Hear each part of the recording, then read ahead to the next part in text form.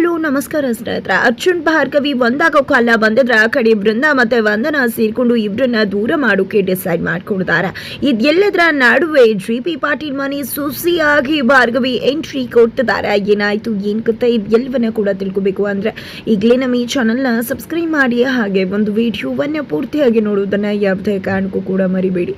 ಇಲ್ಲಿ ಜೀವನ್ ಎಲ್ಲೂ ಕಾಣಿಸ್ತಿಲ್ಲ ಅಂತ ಹೇಳಿ ವಿಕ್ಕಿ ತಲೆ ಕೆಡಿಸ್ಕೊಂಡ್ಬಿಟ್ಟಿದ್ದಾರೆ. ಯಾಕಂದ್ರೆ ಇಲ್ಲಿ ಜೀವನ ಮೊದಲೇ ಸ್ವಲ್ಪ ಹ್ಯುಮ್ಯಾನಿಟಿ ಇರೋ ಮನುಷ್ಯ ಅಂಥದ್ರಲ್ಲಿ ಏನಾದರೂ ಭಾರ್ಗವಿ ಜೊತೆ ಸೇರ್ಕೊಂಡು ನಮ್ಮ ವಿರುದ್ಧನೇ ಸಂಚು ಮಾಡಿದ್ರೆ ಏನಪ್ಪ ಮಾಡುದು ಅಂತ ಹೇಳಿ ವಿಕ್ಕಿ ತಲೆ ಕೆಡಿಸ್ಕೊಂಡ್ಬಿಡ್ತಾರೆ. ಅದೇ ಕಾರಣಕ್ಕೋಸ್ಕರ ಜೀವನ ಹುಡುಕ್ತಿದ್ದಾರೆ. ಇಲ್ಲಿ ಜೀವ ಭಾರ್ಗವಿಯನ್ನ ಭೇಟಿ ಮಾಡಿದ್ದಾರೆ. ಭಾರ್ಗವಿ ಕೂಡ ನೀವು ನಾಳೆ ಒಂದು ಕೋರ್ಟ್ಗೆ ಬರ್ಬೇಕಾಗತ್ತೆ, ನಿನ್ನೆ ನಾನು ಅವನಿಂದಾನೇ ಸತ್ಯ ಬಾಯ್ಬಿಡಿಸ್ಬೇಕಾಗಿತ್ತು, ಅದೇ ಕಾರಣಕ್ಕೋಸ್ಕರ ನಿಮ್ಮನ್ನ ಕರೆಯಲಿಲ್ಲ. ಇಲ್ಲಿ ವಿಕ್ಕಿ ಸತ್ಯ ಬಾಯ್ಬಿಟ್ಟಿದ್ದಾಗಿದೆ. ಜಿ.ಪಿ. ಪಾಟೀಲ್ ಸರ್ 2 ದಿನ ಟೈಮ್ ತಗೊಂಡಿದ್ದಾರೆ. 2 ದಿನದಲ್ಲಿ ಖಂಡಿತ ಇನ್ನೇನು ಪಿತೂರಿ ಮಾಡ್ತಾರೆ ಅಂತ ನಂಗೆ ತುಂಬಾ ಚೆನ್ನಾಗಿ ಗೊತ್ತದೆ. ಹಾಗಾಗಿ ಆ ಕ್ಷಣ ನಾನು ನಿಮ್ಮನ್ನ ಕರೀತೀನಿ, ಆವಾಗ ನೀವು ಬನ್ನಿ ಅಂತ ಹೇಳ್ತಾರೆ. ಅಲ್ಲಿವರೆಗೂ ಯಾವುದೇ ಕಾರಣಕ್ಕೂ ಕೂಡ ನೀವು ವಿಕ್ಕಿ ಕೈಗೆ ಸಿಗ್ಬೇಡಿ, ಕಾಣಿಸ್ಕೋಬೇಡಿ ಅಂತ ಕೂಡ ಹೇಳಿ ಹೋದ್ರೆ ಇಲ್ಲಿ ಅರ್ಜುನ್ನ ಜೀವ ಜೊತೆ ಬೇರೆ ಒಂದು ಪ್ಲಾನ್ ಅನ್ನ ಮಾಡ್ತಾರೆ. ಆ ಒಂದು ಪ್ಲಾನ್ ಪ್ರಕಾರವಾಗಿ ಇಲ್ಲಿ ಜೀವ ವಿಕ್ಕಿ ಮನೆ ಕಡೆ ಹೋಗ್ತಿದ್ದಾರೆ. ಆ ಕಡೆ ವಿಕ್ಕಿ ಅಂತೂ ಜೀವ ಎಲ್ಲಿ ಹೋದ ಅಂತ ಫುಲ್ ತಲೆ ಕೆಡಿಸ್ಕೊಂಡಿದ್ರೆ ಜೀವ ವಿಕ್ಕಿ ಮನೆಗೆ ಬರ್ತಾರೆ. ಏನ್ ಜೀವ ಇವಾಗ ಬರ್ತಾ ಇದೆಯಾ, ಎಲ್ಲಿ ಹೋಗಿದ್ದೆ ನೆನ್ನೆ ಅಂತಿದ್ರೆ, ಅದು ನಾನು ನೆನ್ನೆ ಊರಿಗೆ ಹೋಗಿದ್ದೆ ಅಂತ ಹೇಳ್ತಾರೆ. ಮೆಡಿಕಲ್ ಎಮರ್ಜೆನ್ಸಿ ಇತ್ತು ಅಂತ ಹೇಳ್ತಾರೆ. ಮೆಡಿಕಲ್ ಎಮರ್ಜೆನ್ಸಿ ಇತ್ತು ಅಂದ್ರೆ ಏನ್ ಅರ್ಥ ಅಂತ ಹೇಳಿ ವಿಕ್ಕಿ ಕೇಳಿದಾಗ ಅದು ಅಪ್ಪ ಅಮ್ಮಂಗೆ ಹುಷಾರಿರ್ಲಿಲ್ಲ, ಅದೇ ಕಾರಣಕ್ಕೋಸ್ಕರ ನಾನು ಹೋಗ್ಬೇಕಾಯ್ತು ಅಂತಾರೆ. ಮತ್ತೆ ಫೋನ್ ಕೂಡ ಸ್ವಿಚ್ ಆಫ್ ಬರ್ತಿತ್ತು, ಕಾಂಟ್ಯಾಕ್ಟ್ ಕೂಡ ಮಾಡೋಕೆ ಆಗ್ತಿರ್ಲಿಲ್ಲ ಅಂತ ಹೇಳಿ ವಿಕ್ಕಿ ಕೇಳ್ತಿದ್ದಾರೆ. ಈ ಕಡೆ ವಿಕ್ಕಿ ಜೀವ ಹಿಂದೆ ಹೋಗಿದ್ದೆ, ಜೀವ ಕಥೆಯನ್ನೇ ಮುಗಿಸೋದಕ್ಕೆ ಹೊಂಚು ಹಾಕ್ತಿದ್ದಾರೆ. ಇಲ್ಲಿ ಜೀವ ಅದು ಫೋನ್ ಕೂಡ ಕಿಟ್ಟೋಗ್ಬಿಟ್ಟದ್ದು, ಹಾಗಾಗಿ ನಾನು ನಿಮಗೆ ಕಾಲ್ ಕೂಡ ಮಾಡೋಕ್ಕಾಗಿಲ್ಲ ಅಂತ ಹೇಳ್ತಾರೆ. ಬಟ್ ಇದನ್ನು ಕ್ಲಾರಿಟಿ ತಗೋಬೇಕು ಅನ್ನೋ ಕಾರಣಕ್ಕೆ ಇನ್ನೊಬ್ಬ ಫ್ರೆಂಡ್ ಜೀವ ತಂಗಿಗೆ ಕಾಲ್ ಮಾಡ್ತಾರೆ. ಜೀವ ಎಲ್ಲಿ ನಿನ್ನೆಯಿಂದ ಕಾಂಟ್ಯಾಕ್ಟ್ಗೆ ಸಿಗ್ತಾನೆ ಇಲ್ವಲ್ಲ ಅಂತ ಕೇಳಿದಾಗ ಅದು ಜೀವ ಅಣ್ಣ ಅಪ್ಪ ಅಮ್ಮಂಗೆ ಹುಷಾರಿಲ್ಲ ಅಂತ ಊರಿಗೆ ಹೋಗಿದ್ದಾರೆ, ಇವತ್ತು ವಾಪಸ್ ಬಂದರು, ವಿಕ್ಕಿ ಮನೆಗೆ ಹೋಗಬೇಕು, ವಿಕ್ಕಿನ ನೋಡಬೇಕು ಅಂತ ಹೇಳಿ ಮನೆ ಕಡೆನೇ ಹೊರಟ್ರಲ್ಲ ವಿಕ್ಕಿ ಅಣ್ಣನ ಮನೆ ಕಡೆ ಅಂದಾಗ, ಹಾಗಿದ್ರೆ ಇಲ್ಲಿ ಜೀವ ಹೇಳ್ತಿರೋದು ನಿಜ ಅಂತ ಹೇಳಿ ಫ್ರೆಂಡ್ಸ್ ವಿಕ್ಕಿಗೆ ಕನ್ಫರ್ಮ್ ಮಾಡ್ತಾರೆ. ವಿಕ್ಕಿ ಕೂಡ ಜೀವ ಕಥೆಯನ್ನ ಮುಗಿಸ್ಬೇಕು ಅಂತ ಹೋದವರು ಹಿಂದೆ ಸರಿತಾರೆ.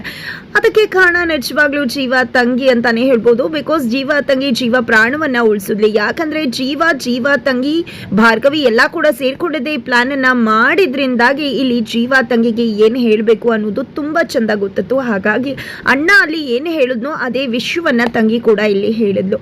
ಅದೇ ಕಾರಣಕ್ಕೋಸ್ಕರ ಜೀವ ಪ್ರಾಣವನ್ನ ಉಳಿಸ್ದ ವಿಕ್ಕಿ ಅಂತಾನೆ ಹೇಳ್ಬೋದು. ಏನಾದ್ರೂ ತಂಗಿ ಅಲ್ಲಿ ಎಡವಟ್ಟು ಮಾಡಿದ್ರೆ ಖಂಡಿತ ಜೀವ ಕಥೆನೇ ಮುಗ್ದು ಹೋಗ್ತಿತ್ತು. ಇಲ್ಲಿ ವಿಕ್ಕಿ ಕೂಡ ಅದನ್ನೇ ಹೇಳ್ತಿದ್ದಾನೆ ಜೀವಾಗೆ, ಫ್ರೆಂಡು ಅನ್ನೋದನ್ನು ಕೂಡ ನೋಡಿದೆ ನಿನ್ನ ಕಥೆಯನ್ನೇ ಮುಗಿಸ್ಬಿಡ್ತಿದ್ದೆ ಜೀವ, ನಿಜವಾಗ್ಲೂ ನೀನು ನಮ್ಮ ವಿರುದ್ಧ ಸಾಕ್ಷಿ ಹೇಳೋಕೆ ಭಾರ್ಗವಿ ಜೊತೆ ಸೇರ್ಕೊಂಡ್ಬಿಟ್ಟಿದ್ಯಾ ಅಂತ ಅಂದ್ಕೊಂಡಿದ್ದೆ, ಅದೇ ಕಾರಣಕ್ಕೋಸ್ಕರನೇ ನೀನು ಬಂದಿಲ್ವೇನೋ ಅಂದ್ಕೊಂಡು ಈ ಒಂದು ಕ್ಷಣಕ್ಕೆ ಖಂಡಿತ ನಿನ್ನ ಕಥೆಯನ್ನೇ ಮುಗಿಸ್ಬಿಡ್ತಿದ್ದೆ. ಅಯ್ಯೋ ನಿಜವಾಗ್ಲೂ ನನಗೆ ತುಂಬ ನೋವಾಗ್ತಿತ್ತು ನನ್ನ ಫ್ರೆಂಡ್ ಕಥೆಯನ್ನು ಮುಗಿಸೋದಕ್ಕೆ ಅಂತ ವಿಕ್ಕಿ ಹೇಳಿದಾಗ, ಏನು ಮಾತಾಡ್ತಿದ್ಯಾ ವಿಕ್ಕಿ, ಆ ಭಾರ್ಗವಿ ಜೊತೆ ನಾನು ಯಾಕೆ ಸೇರ್ಕೋಬೇಕು, ನನ್ನ ಫ್ರೆಂಡ್ ವಿರುದ್ಧವಾಗಿ ನಾನು ಸಾಕ್ಷಿ ಹೇಳ್ತೀನ, ಖಂಡಿತ ಇಲ್ಲ, ನಾನು ಯಾವತ್ತೂ ನಿನ್ನ ಪರಾನೇ ಅಂತ ಜೀವ ಹೇಳ್ತಾರೆ.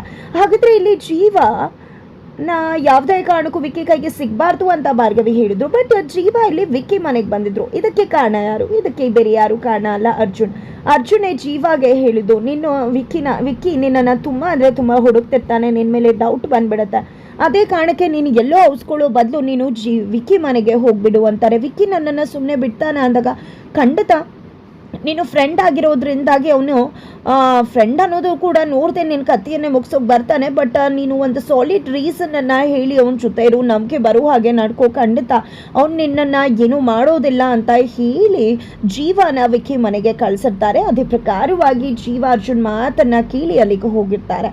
ಇತ್ತ ಕಡೆ ನಿಜವಾಗ್ಲೂ ಅನ್ನಪೂರ್ಣ ಅವರು ಸಂಧ್ಯಾನ ತಮ್ಮ ಮನೆ ದತ್ತು ಮಗಳು ಅನ್ನೋ ರೀತಿಯಲ್ಲಿ ನೋಡ್ಕೂತಿದ್ದಾರೆ. ಈ ಕಡೆ ಅವರ ತಂದೆಗೆ ಹಾರೈಕೆ ಆರೈಕೆ ಮಾಡುವುದಕ್ಕೆ ಸಂಧ್ಯಾ ಮುಂದಾಗ್ತದಾಳೆ. ಟ್ಯಾಬ್ಲೆಟ್ಸ್ ಕೊಡಿ ಅಂದಿದ್ರು ಅಕ್ಕ, ನಾನು ಹೋಗಿ ಕೊಟ್ಟು ಬರ್ತೀನಿ ಅಂದಾಗ ಆಲ್ರೆಡಿ ಕೊಟ್ಟಾಯಿತು. ಟ್ಯಾಬ್ಲೆಟ್ಸ್ ಎಲ್ಲ ಮುಗೀತು, ಅವ್ರನ್ನ ಕರೆಕ್ಟಾಗಿ ನೋಡಿಕೊಂಡ್ರೆ ಆಯಿತು ಅಂತ ಅನ್ನಪೂರ್ಣ ಅವರು ಹೇಳ್ತಾರೆ. ತದನಂತರ ಇಲ್ಲಿ ಅರ್ಜುನ್ನ ಬಗ್ಗೆ ಇಬ್ಬರು ಕೂಡ ಮಾತನಾಡೋದಕ್ಕೆ ಶುರು ಮಾಡ್ತಾರೆ. ಸಂಧ್ಯಾ ಇಲ್ಲಿ ಇಲ್ಲದೆ ಇದ್ದಾಗ ತುಂಬ ವಿಷಯಗಳು ನಡೆದೋಯ್ತು ಅನ್ನೋ ವಿಷಯವನ್ನು ಅನ್ನಪೂರ್ಣ ಅವರು ಸಂಧ್ಯಾಗೆ ಹೇಳ್ತಾರೆ.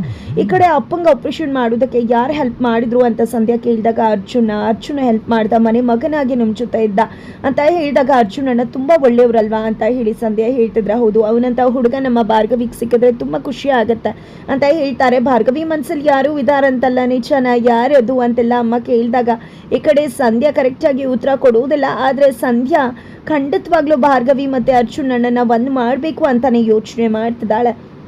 ಅತ್ತ ಕಡೆ ಬೃಂದಾಗೆ ಬ್ರೋಕರ್ ಹೋಗಿದೆ, ಯಾವುದೇ ಕಾರಣಕ್ಕೂ ಅವ್ರ ಮದುವೆಗೆ ಒಪ್ಕೊಳ್ಳೋದಿಲ್ಲ ಅಂತ, ಮದುವೆ ಮಾಡೋದಿಲ್ಲ ಅಂತ ಹೇಳಿ ನನ್ನನ್ನೇ ಹೊರಗಡೆ ಹಾಕಿಬಿಟ್ರು. ಜೊತೆಗೆ ಆ ಹುಡುಗಿ ಯಾರನ್ನೂ ಇಷ್ಟಪಡ್ತಿದ್ದಾಳೆ ಅಂತ ಕೂಡ ಅನಿಸುತ್ತೆ ಅಂತ ಬ್ರೋಕರ್ ಹೇಳಿ ಬೃಂದಾಗೆ ಹೋಗ್ತಾರೆ. ಈ ಕಡೆ ಬೃಂದ ಹೀಗೆ ತಿಳ್ಕೊಳ್ಳೋದು, ಅರ್ಜುನೇ ಕೇಳೋಣ ಅಂದ್ಕೊಂಡಿದ್ದೆ. ಅರ್ಜುನ್ ಏನಿದು, ಅವತ್ತೇನೋ ನಾನು ವಂದನ ಪರ ಮಾತಾಡ್ಬಿಟ್ಟೆ, ಮಾವನ ಪರವಾಗಿ ನಿಂತ್ಕೊಂಡು, ನಿಜವಾಗ್ಲೂ ನಾನು ನಿನ್ನ ಮನಸ್ಸನ್ನೇ ಅರ್ಥ ಮಾಡ್ಕೊಳ್ಳಿಲ್ಲ, ಎಲ್ಲಿ ತನಕ ಬಂತು ನನ್ನ ಲವ್ ಸ್ಟೋರಿ ಅಂತ ಹೇಳಿದಾಗ, ಅದು ನಾನು ಪ್ರಪೋಸ್ ಮಾಡೋದಲ್ಲ, ಭಾರ್ಗವಿ ನನ್ನ ಟಗರು ಪುಟ್ಟಿ ನನಗೆ ಪ್ರಪೋಸ್ ಮಾಡಿಬಿಟ್ಲು ಅಂತ ಹೇಳ್ತಾರೆ. ಅರ್ಜುನ ಒಪ್ಕೊಂಡ್ಬಿಟ್ಯಾ ಅಂತ ಬೃಂದ ಕೇಳಿದಕ್ಕೆ ಇಲ್ಲ, ಸ್ವಲ್ಪ ಟೈಮ್ ಬೇಕು ಅಂತ ಕೇಳಿದೆ ಅಂದಾಗ, ಬೇಡ ಒಪ್ಕೋಬೇಡ ಅರ್ಜುನ, ಅವಳು ಸರಿ ಇಲ್ಲ, ನಿಜವಾಗ್ಲೂ ಒಂದು ಕ್ಷಣ ಇದ್ದಾಗ ಇನ್ನೊಂದು ಕ್ಷಣ ಇರೋದಿಲ್ಲ, ಹಾಗಾಗಿ ಬೇಡ ಬಿಟ್ಬಿಡು ಅಂದಾಗ, ಏನು ಮಾತಾಡ್ತಿದ್ರ, ನನ್ನ ಹುಡುಗಿ ಬಗ್ಗೆ ಅಲ್ಲ, ಆ ರೀತಿ ಮಾತಾಡ್ಬಿಡಿ ಅಂತ ಹೇಳಿ ಅರ್ಜುನ್ ಬೃಂದಾಗೆ ರೇಗ್ಬಿಡ್ತಾರೆ. ಯಾವತ್ತಿದ್ರು ನನ್ನ ಟಗರು ಪುಟ್ಟಿನೇ ನನ್ನ ಹುಡುಗಿ ಅಂತ ಹೇಳಿ ಹೋಗ್ಬಿಡ್ತಾರೆ. ಇಲ್ಲ, ಯಾವುದೇ ಕಾರಣಕ್ಕೂ ಕೂಡ ನೀವಿಬ್ರು ಒಂದಾಗಬಾರ್ದು, ನೀವಿಬ್ರು ದೂರ ಮಾಡೋಕೆ ಏನು ಮಾಡಬೇಕು ಅದನ್ನು ನಾನು ಮಾಡ್ತೀನಿ ಅಂತ ಬೃಂದ ಅನ್ಕೋತಾಳೆ. ಇತ್ತ ಕಡೆ ಮದುವೆಗೆ ಎಲ್ಲ ರೀತಿಯ ತಯಾರಿ ಮಾಡ್ಕೋತಿದ್ದಾರೆ ನಿರ್ಮಲಾ ಪಾಟೀಲ್, ಸಾಕ್ಷಿ. ಅದರ ನಡುವೆ ವಂದನಾ ಬಂದಿದ್ದ, ನನ್ನ ಅರ್ಜುನ್ ಮದುವೆ ಈಗಲೇ ಆಗಬೇಕು, ಯಾವುದೇ ಕಾರಣಕ್ಕೂ ಕೂಡ ನಾನು ಅರ್ಜುನನ್ನ ಬಿಟ್ಕೊಡೋದಿಲ್ಲ, ಅರ್ಜುನ ಪ್ರೀತಿ ಮಾಡ್ತಿರೋ ಹುಡುಗಿ ಯಾರು ಅಂತ ಗೊತ್ತಾ ಅಂತ ಹೇಳಿ ಸತ್ಯ ಹೇಳೋಕೆ ಮುಂದಾಗ್ತಿದ್ರೆ, ಅಷ್ಟರಲ್ಲಿ ಬೃಂದ ಬಂದಿದ್ದ ವಂದನಾಗನ ಕರೆದುಕೊಂಡು ಹೋಗ್ಬಿಡ್ತಾಳೆ. ಏನಿದು, ಏನಾದರೂ ಹೋಗಿ ತಲೆ ಕೆಡಿಸ್ಬಿಟ್ರೆ ವಂದನಾದು ಆ ಬೃಂದ ಏನು ಮಾಡೋದು ಅದಕ್ಕೆ ಅಂತ ಸಾಕ್ಷಿ ಕೇಳಿದಾಗ, ಆ ರೀತಿ ಏನೂ ಆಗೋದಿಲ್ಲ, ಈ ರೀತಿ ಕೋಪ ಮಾಡ್ಕೊಂಡು ಅವ್ರನ್ನ ತಣ್ಣಗೆ ಮಾಡಿ ಹೇಗೆ ತನ್ನ ಹಾದಿ ಕರ್ಕೋಬೇಕು ಅನ್ನೋದು ಬೃಂದಾಗೆ ತುಂಬ ಚೆನ್ನಾಗಿ ಗೊತ್ತು ಅಂತ ಹೇಳ್ತಾರೆ ಇಲ್ಲಿ ನಿರ್ಮಲಾ ಪಾಟೀಲ್. ತದನಂತರ ಏನು ಮಾಡ್ತಿದ್ಯಾ, ಯಾವುದೇ ಕಾರಣಕ್ಕೂ ಭಾರ್ಗವಿ ಅನ್ನೋ ವಿಷಯ ಯಾರಿಗೂ ಗೊತ್ತಾಗಬಾರ್ದು ಅಂತ ಬೃಂದ ಹೇಳಿದಾಗ, ಇತ್ತ ಕಡೆ ವಂದನಾ ಯಾಕೆ ನಿಮ್ಮ ತಂಗಿ ಅಂತಾನ ಅಂತ ಪ್ರಶ್ನೆ ಮಾಡ್ತಿದ್ದಾಳೆ. ಈ ಕಡೆ ಬೃಂದ ತಂಗಿ ಅಂತಲ್ಲ, ನಿಜವಾಗ್ಲೂ ನೀನೇನಾದರೂ ಸತ್ಯ ಹೇಳಿದ್ರೆ ಅರ್ಜುನ್ನ ನೇರವಾಗಿ ಪ್ರಶ್ನೆ ಮಾಡ್ತಾರೆ.